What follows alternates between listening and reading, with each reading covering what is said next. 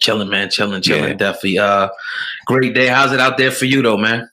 Man, trying to get back to normal. Just right now we got a lot going on in the city with the George Floyd thing. He Yeah. from here.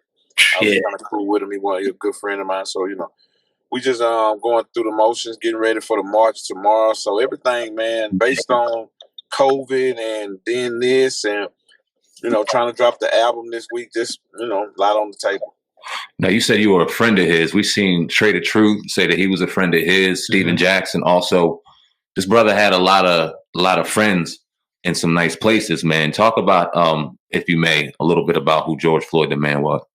Well, not a personal friend, like personal every day on the telephone. Like where we from, we real community driven. Like your neighborhood, my neighborhood, it's a big collaboration. That's what it was with us younger with the screw tape days. So George Floyd is one of those characters right there. He's from Third Ward, real known, went to a real historical high school, Jack Yates High School. That's a big high school here. Third Ward is a prominent place here. And just well-known cat right there, man. Real humble cat, gentle giant.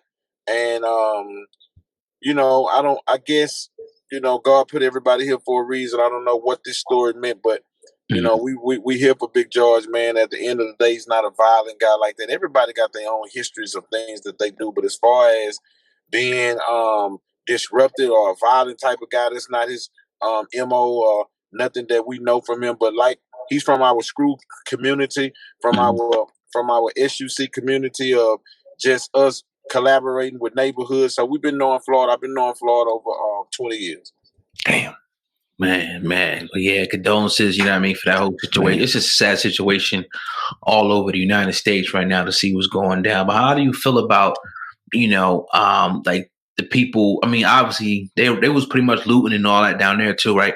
They was doing it up here. How do you feel about that, sitting in your position, seeing that go down? I mean, is it like, and how do you think this is going to change what's going on in America? Because 5 years ago they was doing it, 30, 40 years ago they was going to do it. They was doing it. Now they're still doing it. How do we get a change with this type of situation, man? Well, each generation brings something probably a little different to the table. You know what I'm saying? Like generations back, it may have been peaceful. Generation getting more.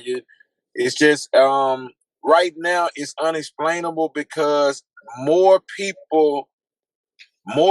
This generation is more from a violent standpoint than a more peace standpoint. So you're gonna get more. This not the generation that our grandparents and some of those came from, were turning the other cheek. And so I see it getting worse before better, because now you woke up a group of people who taking the physical route to change, the collective route to speak on it. When others turned their cheek, didn't say a lot, just wanted to get past it. Even with my generation, coming from our parents, we were just so happy to, hey man, we free. They can't tell us what to do. So it wasn't more of the stand up. It was more of, just excuse my expression, they ain't fucking with us, we ain't fucking with them. It was more of that type of way. But now you have, and then you're starting to see different the black, the brown.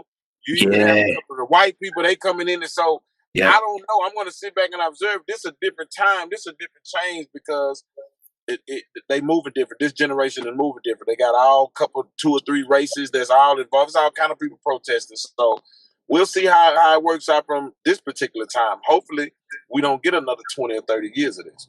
I was saying, this reminds me, and I wasn't born in the 60s, but looking back at historically, this reminds me of the 60s. Like, this is when people are in the street and getting busy. It stopped for a while, like you were saying. It was like, you ain't fucking with you ain't fucking with us, we're going to leave you alone. But now, this generation ain't playing, and they out there getting busy. Yeah. Well, it's kind of like, we let you get some money, be quiet. Well, now you got a generation where we got money and we ain't being quiet. Word. You know what I'm saying? Like, that's kind of stopped everything. All right, we're going to stop kicking your asses. We're going to start letting y'all own businesses. And we're going to get some money in America, and you just be quiet. Well, now we got money and we talking. You know what I'm saying? So we're going to see how it turns out from here. So tomorrow we got the march in the city. I'm going to be a part of it. I'm going out to show love, man, do what I can do.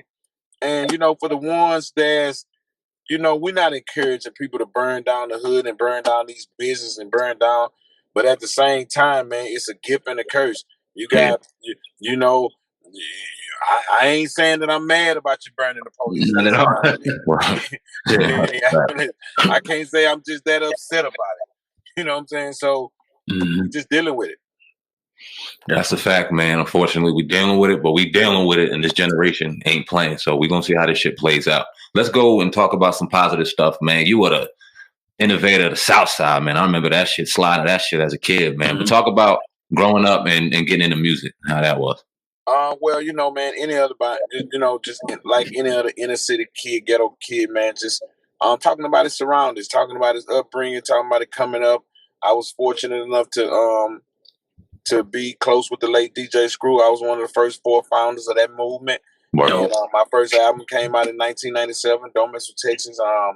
Years later, I sold millions of records independent, and I'm still here pushing my platform. It's just as big as ever. Southside, one of my bigger songs ever. I'm a G, Swish House deal. So just music in general, man, I just was pushed by just for being a Southside kid growing up in Houston, you know, hustling and doing anything like anybody else doing. I had the talent and the cachet to take it to the next level. And I've just been blessed to be able to do it for this multiple long years. Definitely talk about you guys and DJ Screw's influence though on the whole game, because a lot of people, you know, especially up north, we don't hear too much about him, but down south, I know more stuff about DJ Screw. Can you talk about him just a little bit? Well, the thing about it, what I love about the movement was being a part of it. Everything we was doing, we was making history at the moment. You get what I'm saying? Like with these mixtapes and these songs, and that's what I love about Screw movement at the moment. Like the moment, living in that moment and making that history, not knowing that we're gonna be this 20 years later. Like we didn't go to his house for like talent shows or going there to get record deals. It wasn't that. That's what I'm telling you, like from a big Floyd situation. We was going over there to hang out. It was hood for hood and your neighborhood and meet me up. We never went over there to get a record deal or sign. So for it to turn to that and make these stars and make these Lil Flips and Lil Kekes and Fat Pats and all these different people and these characters that came from that was the joy of it, man. And that's what I enjoy most about being around Screw is the legacy and everything we built without even trying to do it on purpose. We never went in to make a SUC legacy. Like, man, we're gonna make all this music and we trying to go platinum. That was never said. We didn't start feeling like that until years passed, and we was like, man, this thing taking off real big. Talk about the support that you got from your city and the surrounding Texas area, man. A lot of people that's underestimated in the South, especially, you know, what they call the real South. You know, Texas is the support that they get from the people in the community. Talk about that, how your guys was received. I think a lot of support that I received and that I had was based on when I came out, I named my first album Don't Mess with Texas. That was real significant where I was from because at the time in 1997, the game was just about New York or LA. You know, you either was listening to the up north hip hop or you was listening to the West Coast hip hop. Nobody was really, and people from our way, my city and everything, they was just infatuated with being like, if they wanted a record deal, they wanted to go to California or they wanted to go to New York, and they were just, you know, in tune with those hip hop channels. My thing was I wanted to name my album Don't Mess with Texas because of our people and our culture supported us so much. So it meant so much for me to put Texas on the map, be one of the first ones to represent, stand up for Texas, because we did have that support. We did have 20, 30, 40,000 mixtape fans before we came out. I sold 100,000 records on my first record, 40,000 the first week. So the support that we had was very, very important to me because you know, it wasn't nobody really, you know, Scarface was extremely huge, but he was a big hip hop artist. I'm just saying, just being down root Texas culture, it wasn't a lot of people doing that. So it meant a lot to me to do that. Word. When did you link up with Paul Wall? Oh, me and Paul Wall linked up around 2006, 2007 when I done a collaboration album with Swish House, my album called Love by Few, Hated by Many.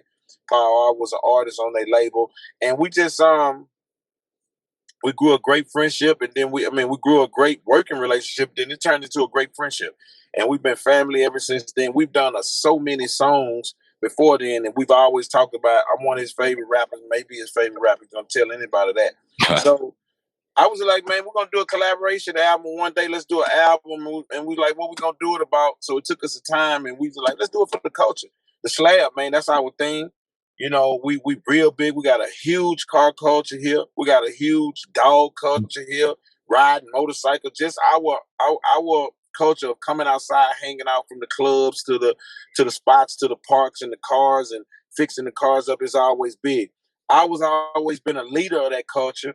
Paul Wall is very entwined in it, so it was a natural matchup. Let's just do an album about the slab. The slab is not just a car with rims on it. The slab is a culture.